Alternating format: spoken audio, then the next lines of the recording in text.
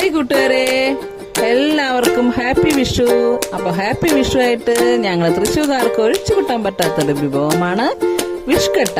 വിഷ്കട്ടയില്ലെങ്കിൽ എന്ത് വിഷു. അപ്പൊ ഞാനും ഉണ്ടാക്കി ഒരു അടിപൊളി വിഷ്കട്ട. അപ്പൊ എല്ലാവർക്കും അടിപൊളി വിഷ്കട്ടയോടൊപ്പം അടിപൊളി വിഷു ആശംസകള്. അപ്പോ എല്ലാവരും വിഷു അടിച്ചു പൊളിക്കിട്ടോ. Good bye.